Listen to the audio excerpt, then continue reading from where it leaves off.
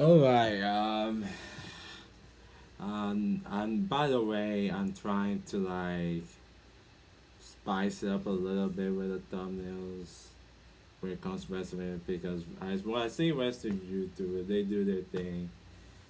Here, trying to spice it up a little bit with me imitating like Drew McIntyre, like the poster, the Cash of the Castle.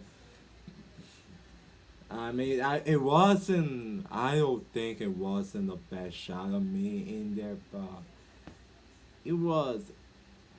I made a little bit, so yeah, and that's what I'm gonna talk about in this video. Cash of the Castle, which feels like an eternity ago. Like an eternity ago is like this show happened, and this show, the first pay-per-view premium live event in the UK for the first time in 30 years since SummerSlam 92. This was a pretty damn fun show, and when I look at it, it was a really good even, I dare say even a great show. I think it was a great, like, I really think, January 3rd was a really great pay per view. Like, and what I really like about, like, to me, it had like a NXT takeover little bit of vibe. Like, especially with, of, now that Triple H is the head of creative now. Like you can see like matches on pay-per-views, premium live events. Now every match has now a purpose behind it. They got all the time they need to have, and they all told a very simple story. And that to me for now on is gonna have WWE might have these advantages on pay-per-views against AEW, which I'm gonna get to right after this, since everyone's talking about not specifically the show, but what happened after the show. Oh boy, all that had like 15 freaking matches, like at least like 11 on like the main show and like 4 pre-show matches. Like, Jesus Christ, calm down with the match order, please, AEW. But yeah, I think that's what the advantage is that WWE will have over against AEW, as you only had like 6 matches in total. Well, it was 7 matches. It was a pre-show match between Austin Theory, who got his name back by the way, and Alpha Academy versus Mankind Moss and the Street Profits, which was decent. It serves perfect for a kickoff match. But yeah, like it had 7 matches, but at least 6 matches were on like the main show. But yeah, every match got all the time in, and like they don't need to cram a lot for make it to be this this great show, and they prove it in every, well, as of this record it was days by the time you see it, it's only been like a week, but like, yeah, but like they proven on that show that you don't need to put too much in order to have a great show, which they did with Catch of the Castle. So let's start off with the opener match, the 6 man, no, the 6 woman, excuse me, 6 woman tag team match.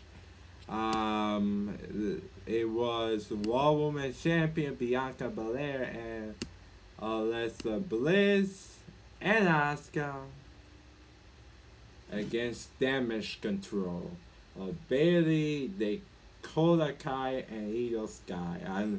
I nearly got the names of Dakota Kai and Io Sky mixed like Bailey did on Raw the other week, which she pointed out the boss and called the fans dummies. But I thought I was Bailey was really great in that match actually. Like like her heel work like still kinda amazes me. Like which like ever since she's a heel now, like she's able to play a crowd like that she can now. Like the fans were totally like in full singing, "Oh, hey Bailey," and every time she does not want to have any part of this.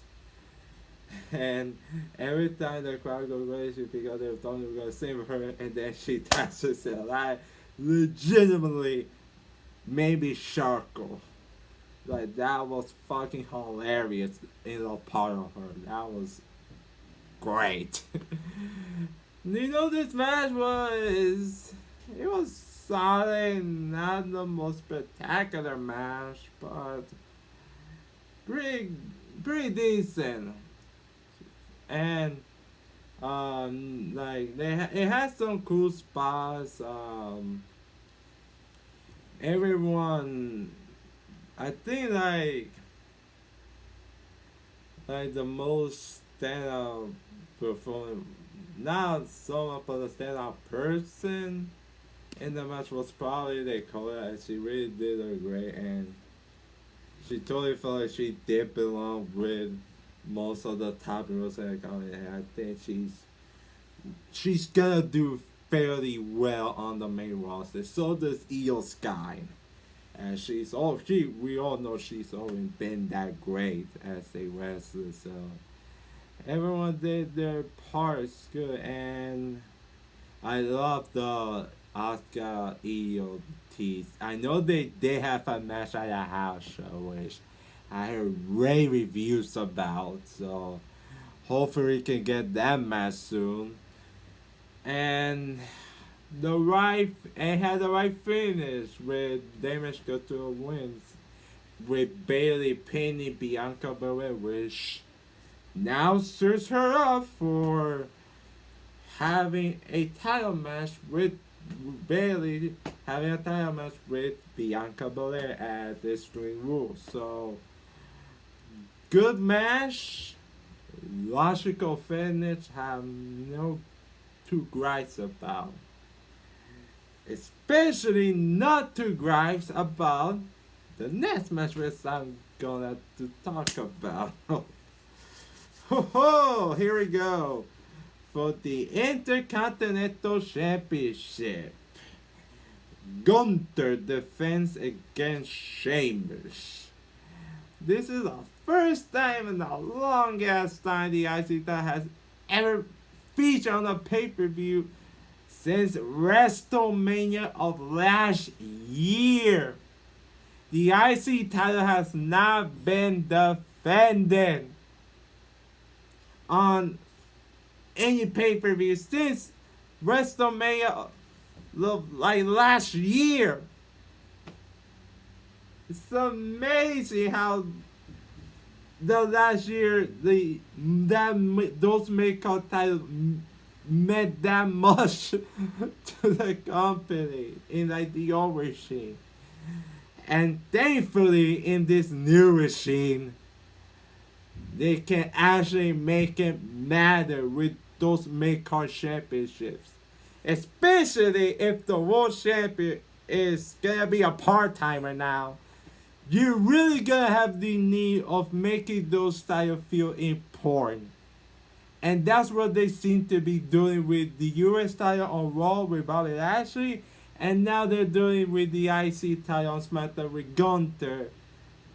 Which, fun fact, in the old machine, they were gonna bury Gunther. Like, I don't know if we would have this match to begin with if it was under this old regime, but Now with the old regime with Vince is gone, and now you get this match for the IC title. You have Imperium back on the main roster. That's gonna be a freaking treat. And man, oh man, was this match a treat. Like, we all knew it was gonna be brutal. Like, 5 seconds in, like 5 minutes in, and both of their bodies got the specifically Shamer were covered in red. But man, this match was fantastic. The best IC title match in a longest time. Like, they made every move count. Like, they made every move in that match like count. Like, even like the 10 bitch with Sheamus Dawson, like he tried to do it, and in the unlikeliest of doing it, he did it on the announcing table when he did it on Gunther, which looked cool as hell. And man, you can feel those chops heard around the world. Like, we all knew it was gonna be that and more. And this was everything I wanted and more. This was an awesome, awesome match. Definitely a match of the year contender, at least for like this company.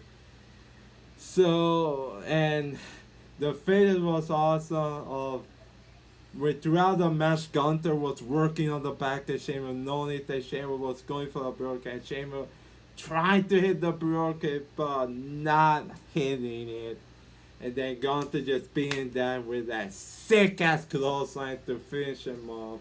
1, 2, 3. Gunther wins, retains the Intercontinental Championship. Like, I can't even. Like, there's no great things that I can say that I haven't said, or anyone else has said. Like, this was awesome. Like, Shavers, like, I think I needed to see this match for me to push him at with, like, the great unsung heroes of this company. Like, I don't know, like, he's 44 years old, has been with the company for 13 years. 13 years. And I dare say the last 2 years of him, he is the best he has ever been right now. Like the crowd reaction towards it after that match where they gave it the standing ovation tells you otherwise. And it's really striking because, like, when they tried with babyface Sheamus 10 years ago, like when he was the world champion at the time, I couldn't fucking stand looking at him at television because he was so John fucking Cena a type of face at that time. Like, he was so unbelievably infuriating. And 10 years later, along with the fan, I give a standing ovation. Give me a round of applause for Sheamus. Like, they did a massive fucking job with him. And I really, really hope we run it back this match at WrestleMania. And if they do happen, I think it might be just as good as this match was. Like, there's so much you can do with Gunther and Sheamus. Like, it has the potential to be one of those best, like long culminate storylines for a championship. And they showed it that they can in this great, awesome, excellent match of the night for sure. So we get it was I'm not gonna lie, I was pay attention to the SmackDown Women's Championship match between them and Shayna Baszler. Not because the match was bad. Far from. Far from. It was fine, but like you can tell this was like the cool down match for the match that we just saw with Gunther and Sheamus. Like it was like at all the matches this was like probably the weakest match on this card, but it was still okay. It was passable, and the story was fine. Like Shayna has been looking really good as the book with her being a killer, and Liv Morgan trying somehow saw it in trying to win the match, and she did, and by herself, which that was the bit that she pretty much needed since she has been pretty much booked as a weak champion. Like I like look at the SummerSlam match with Ronda Rousey. Like she clearly tapped before the crowd, the ref even counted the 3. Like they've been making her not so impressive as the champion. So for this victory, Liv definitely needed the win here. Like in order to establish like she can back her like her word self. Like she can back her up in the ring and looking strong. Which she did. And the match was fine. It was okay. Edge and Rey Mysterio against the Judgment Day. Man, like Edge's entrance was so epic. Even with the illusion, but that was great. And the fucking fans singing along Mental Lingus by Ultra Bridge. I think that will be something that will echo into my brain until the day I die. Like that was epic. And the match was and the match was good as this next year I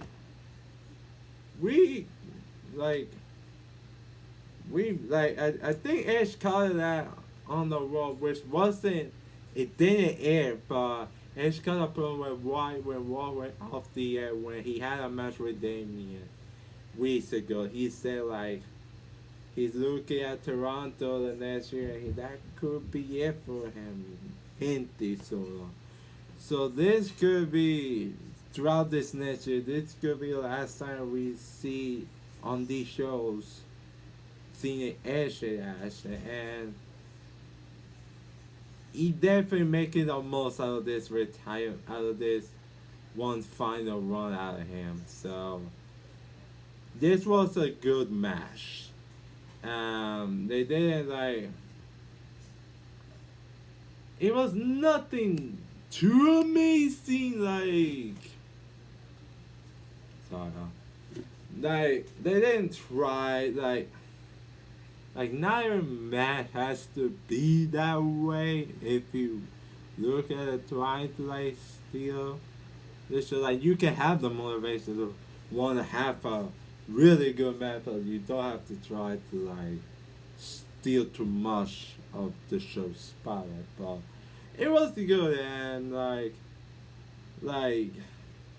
you had some nice little spot with Rhea Ripley hosting Dominic and Ray destroying Rhea, and the way that Dominic and Rhea were looking at each other kind of gives away how this after the match was going to play out. So you had the finish was good. The finish was good. Edge tried to hit the 619. I don't think he got all much of it, but he tried. So, But the finish was really good with the switch when I turned to a spin. That was good. Like, I felt like Judgment Day should have won this, especially after the match. I get why. I kind of get why they had Edge and Ray win it, so that way they can make the heel turn all that more shocking. But like, I felt Judgment Day. If Dominic was just going to join Judgment Day, then Judgment Day should have probably won the match.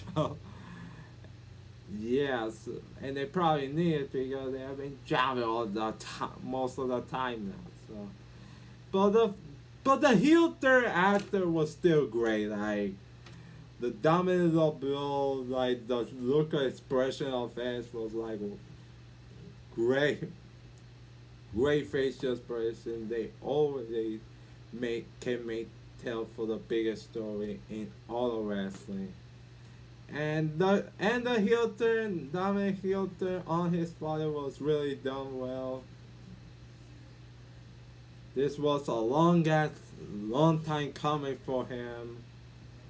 He pretty much like needed it since all his character was being like in the loop, in the shadow basically of Rey Mysterio, his father. So now with this heel turn, he can actually be something worth watching on the main roster, which he hasn't been in the 2 years he has been on the roster. And I think if they played the cards really wide with the story with Dominic and Ray, they could make a WrestleMania match out of it with Rey Mysterio versus his own son Dominic. If they do play it right, they could easily extend this to WrestleMania. So yeah, that was the heel turn. The heel turn by Dominic was great and a good match. We also had another really good match between Matt Riddle, another person who got his first name back. You can see a little bit of trend against Seth freaking Rollins. Can we please take the freaking name out of Seth Rollins, please? Like it's so kind of annoying to call him that way, and when you have the announcer try to specifically mention his name multiple times, but nonetheless, this was a kick-ass match. Like Seth Rollins, like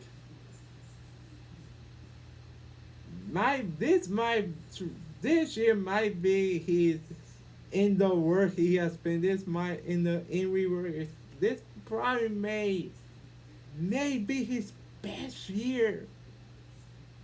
His best in rework year since 2018. Like at least like the last year of Rollins. Like when he had the match against the South WrestleMania last year. The match with Edge at SummerSlam last year. Both matches, all three matches, the trilogy of Edge were all fantastic. So was the Cody Rhodes trilogy. He had a great match with Roman Reigns at Royal Rumble this year. And he had a really good match with which pretty much helped so much by the story in the build. Like it was pretty like I think holding off the SummerSlam match so we could get on this match here. That would maybe the best thing that they could ever do to this rivalry, since it gave the rivalry more substance and more juice to it.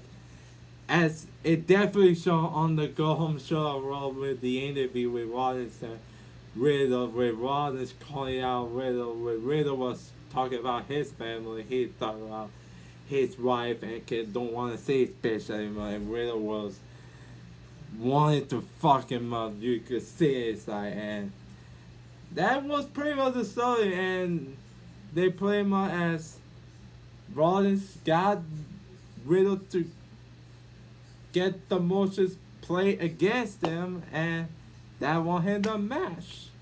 With Seth Rollins won with the stomp of the, I think was the middle rope on Riddle, and that got him the win. I think this feud has some more edge to it, and they could have a gimmick match at the next pay per view with Straight Rules. So, yeah, that was really a kick ass match between Riddle and Rollins. Oh boy, main event time. For the undisputed WWE Universal Championship is Drew McIntyre against Roman Reigns. The entrance of Drew McIntyre was great.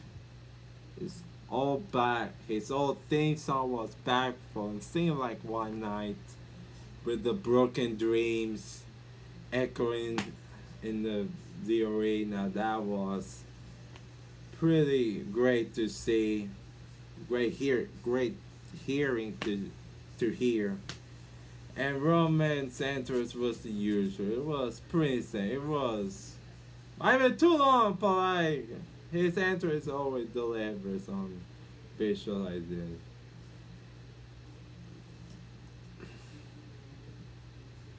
This was, it felt like a big time match. Like, it felt kind of bigger than most WrestleMania matches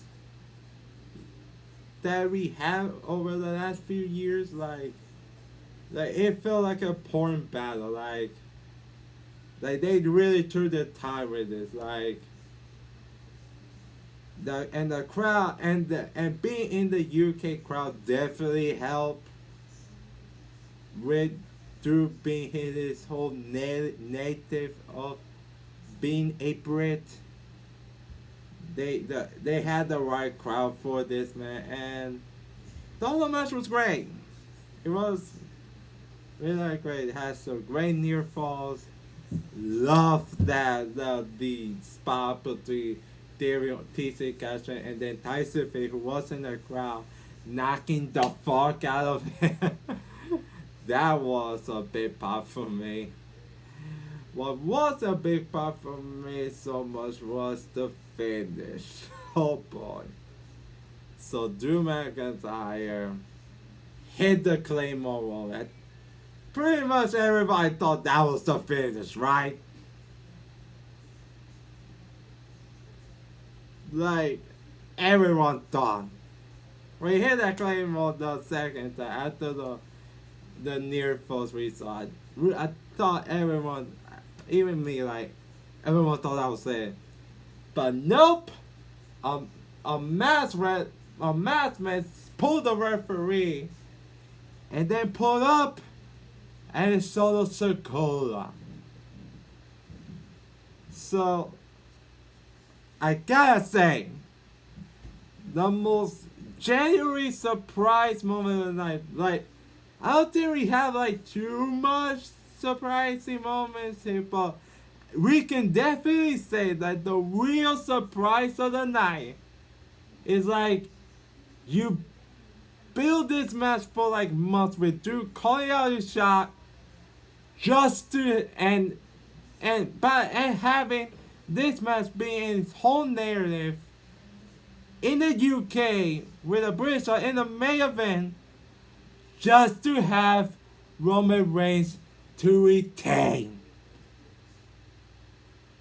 So literally what you do, so literally everything you did for months with Drew for this spot at the show against Roman was all gigantic waste of time because you're right back to the status quo. Like, and maybe I should have saw this coming. Like, the way they've been building with Roman and like with Roman Reigns and Drew McIntyre was like, they had the whole build was like Roman Reigns going alone without his cousins, the Usos, without his honorary Sami Zayn, and without Paul Heyman, his wise man, his special counsel. I should have known that there wasn't really the title. The way they were kind of been building up with Roman having going through alone. And the Solo Dakota spot was good enough, but for like this moment, like this period of time, the finish kind of fell flat because that's literally every big Roman Reigns match now. He gets control of it, and then when he's about to lose it, here comes the Uso or Paul Heyman, or in this case now Solo Dakota, and like it's so fucking weird to have Drew lose this spot at a show like this for a moment like this. Like, this dude's gonna be around a lot longer than Roman Reigns. And you're not having to go over here like all that must have built just for Drew have to lose there. Like what the actual fuck? And then the way you gonna say that people all happy, like I get that this wasn't supposed to air, but when it's air, I'm like, this is how they gotta like send the people all happy with like Drew and McIntyre and Tyson Fury doing karaoke, especially after Drew just lost. Like, what the fuck? Like, this thing is like kind of spoiled what really was a really awesome show. In most parts. Like, at WrestleMania 30, already like, Rollins then lost, when Undertaker lost to Rollins, I was echoing at the people in their crowd and seeing their shots. And it felt that way when I saw them with that thing, and I never seen a fucking more deflating, disappointed crowd in my life. Like, I gotta admit, the way that this finishing in Roman Reigns, like, they almost not really benefiting anyone. Like, it doesn't help Roman that he has to always get constantly help. I know they're trying to make brothers look strong, fight together, but it really makes Roman look weak and doesn't help out much out of the opponents that Roman is wrestling because he's always beating them. Like, oh god. Really great match, a really good 3-man great match that was almost tainted by that deflating finish.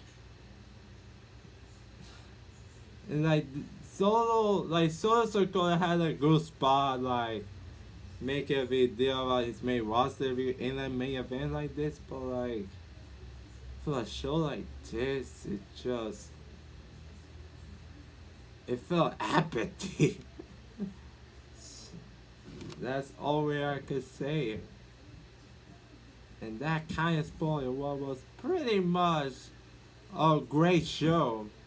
Like top of bottom, this maybe the best main roster pay-per-view premium live event of this year so far.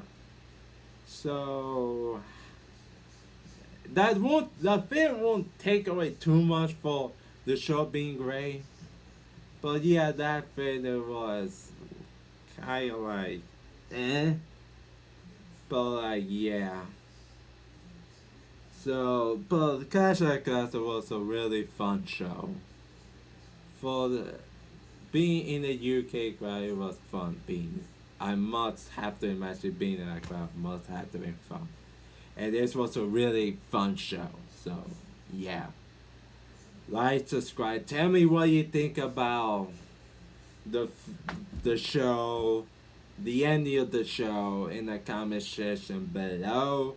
And as always, I'm Jason Marinas, and I approve this message.